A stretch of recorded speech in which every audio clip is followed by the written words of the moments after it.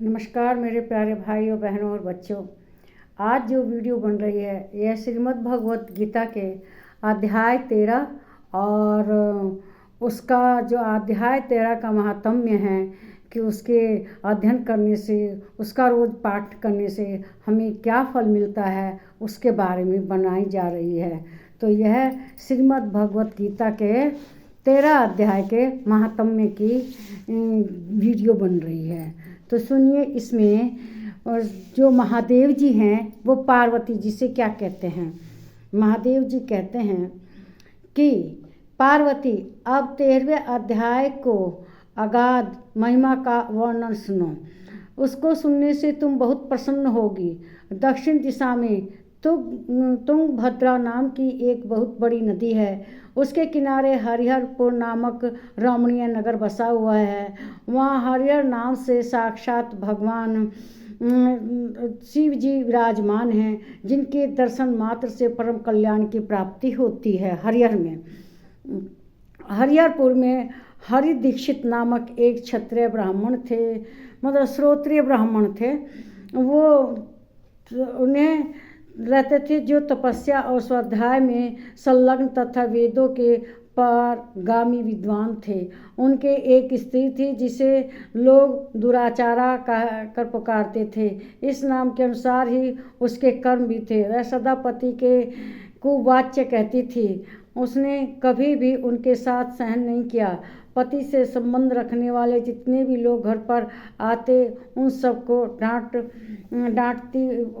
डांटती रहती थी, बताती रहती थी, और पति से भी हमेशा गलत से बात करती थी और उनके साथ ठीक से उनके संबंध नहीं थे। वह निरंतर व्यभिचारियों के साथ रमण करती थी। एक दिन नगर को इधर उधर आते जाते हुए पूर्ववासियों ने भरा देख उसने निर्जन एक दुर्गम वन में अपने संकेत स्थान बना लिया अपने लिए। उस समय रात में किसी कामी को न पाकर वह घर के किवाड़ खोल नगर से बाहर संकेत स्थान पर चली गई। उस समय उसका चित्त काम से मोहित हो रहा था। वह एक एक कुंज में तथा प्रत्येक वृक्ष के नीचे जा जाकर किसी प्रियतम की खोज करने लगे, किंतु उन सभी स्थानों पर उसका परिश्रम व्यर्थ गया। उसे प्रियतम का दर्शन नहीं हुआ। तब वह उस वन में नाना प्रकार की बातें कहकर विलाप करने लगी। चारों दिशाओं में घूम घूम कर वियोग जनित विलाप करती हुई उस स्त्री की आवाज़ सुनकर कोई सोया हुआ बाघ जाग उठा और उछलकर उस स्थान पर पहुंचा जहां वह सो रही थी। उधर वह भी उसे आते देख किसी प्रेमी की आशंका से उसके सामने खड़ी होने के लिए ओट से बाहर निकल आई।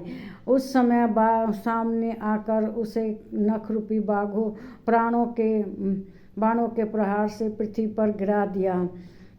इस स्थान में वह कठोर वाणी से चिल्लाती हुई पूछ बैठी, अरे बाघ, तू किस लिए मुझे मारने को आया है? पहले इस सारी बातों को बता दे, फिर मुझे मारना। उसकी यह बात सुनकर प्रचंड पराक्रमी व्याघ्र क्षण भर के लिए उसे अपना ग्रास बनाने से रुक गया और हंसता हुआ बोला, दक्षिण देश में मलापाहा नामक एक नदी है। उसके तट पर मुनिपर्णा नगरी बसी हुई है। वहाँ पंचलिंग नाम से प्रसिद्ध साक्षात भगवान शंकर निवास करते हैं। उसी नगरी में मैं ब्राह्मण कुमार होकर रहता था। नदी के किनारे अकेले बैठा रहता था। उस और यज्ञ के अधिकारी नहीं हैं, उन लोगों से भी यज्ञ करवाकर उनका अन्न खाया करता था। इतना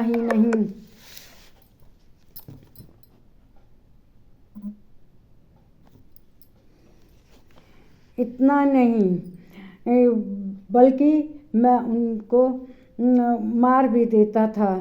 उन लोगों से भी इतना ही नहीं, धन के लोभ में मैं सदा अपने वेद पाठ के फल को भी बेचा करता था। मेरा लोभ यहाँ तक बढ़ गया था कि अन्य भिक्षुओं को गालियाँ देकर हटा दिया। देता और स्वयं दूसरों को नहीं देने योग्य धन भी बिना दिए ही हमेशा ले लिया करता था। ऋण लेने के बहाने मैं सब लोगों को छला करता था। तदंतर कुछ काल व्यतीत होने पर मैं बूढ़ा हुआ। मेरे बाल सफ़ेद हो गए, आँखों से कुछ नहीं सूझता था, मुंह के सारे दांत गिर गए। इतने पर भी मेरी दान लेने की आदत नहीं छूटी। पर आने पर प्रतिग्रह के लोभ से मैं हाथ में कुश लिए तीर्थ के समीप चला जाया करता था। तत्पश्चात जब मेरे सारे अंग स्थिर हो गए तब एक बार मैं कुछ धूर्त ब्राह्मणों के घर पर मांगने खाने के लिए गया। उसी समय मेरे पैर में कुत्ते ने काट लिया। तब मैं मूर्छित होकर क्षण भर में पृथ्वी पर गिर गया, मेरे प्राण निकल गए। उसके बाद मैं इसी व्याघ्र योनि में उत्पन्न हुआ। तब से इस दुर्गम वन में रहता हूँ और अपना पूर्व पापों को याद करके कभी धर्मिष्ठ महात्मा, यति, साधु और पुरुष तथा सती स्त्रियों को मैं नहीं खाता। पापी, दुराचारी तथा कुलटा स्त्रियों को मैं अपना भक्ष्य बनाता हूँ। अतः कुलटा होने के कारण तू अवश्य ही मेरा ग्रास बनेगी। यूँ कहकर वह ब्राह्मण कठोर नखों से उसके शरीर के टुकड़े टुकड़े कर खा गया। इसके बाद यमराज के दूत उस पत्नी को संयमिनीपुरी में ले गए। वहाँ यमराज की आज्ञा से उन्होंने अनेकों बार उसे विष्ठा, मूत्र और रक्त से भरे हुए भयानक कुंडों में गिराया। करोड़ों कल्पों तक उसमें रखने के बाद उसे वहाँ से लेकर 100 मंत्रों तक रो नरक में रखा। फिर चारों ओर मुँह करके दीन भाव से रोती हुई उस पापनी को वहाँ से खींचकर दहनानन नामक नरक में गिराया। उसके केस खुले हुए थे और शरीर भयानक दिख रहा था। इस प्रकार घोर नरक यातना भोग कर चुकने पर वह पापिनी इस लोक में आकर चंडाल योनि में उत्पन्न हुई। चंडाल के घर में भी प्रतिदिन बढ़ती हुई उस पूर्व जन्म के अभ्यास से पूर्ववत पापों में प्रवृत्त रही। फिर उसे कोढ़ और यक्षमा रोग हो गया, नेत्रों में पीड़ा होने लगी। फिर कुछ काल के पश्चात वह पुनः अपने निवास स्थान हरिहरपुर को गई, जहाँ भगवान शिव के अंतःपुर की स्वामिनी का देवी विराजमान है। वहाँ उसने वासुदेव नामक एक पवित्र ब्राह्मण का दर्शन किया, जो निरंतर गीता के 13वें अध्याय का पाठ करता था। उसके मुख से गीता का पाठ सुनते ही चंडाल शरीर से मुक्त हो गई और दिव्य देह धारण करके स्वर्गलोक चली गई। तो इस 13वें अध्याय का महात्म्य आपने सुना। इसके महात्म्य यही है कि आदमी जो इसको सुनता है वह बुरे से बुरे योनि से मुक्ति पा जाता है और स्वर्गलोक को जाता है। यह बुरे से बुरे कर्मों के पाप से मुक्ति देता है। इसलिए इस पाठ का नित्याध्ययन करना चाहिए। यह श्रीमद् भगवत गीता का 13वां अध्याय है। इसका बहुत बड़ा महात्म्य है। इसके महात्म्य से मनुष्य हर तरह के पापों से मुक्त हो जाता है और मोक्ष धाम प्राप्त करता है।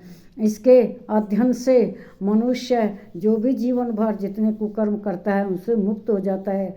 इस वीडियो को सब्सक्राइब करें। नमस्कार मेरे प्यारे भाइयों, बहनों और बच्चों।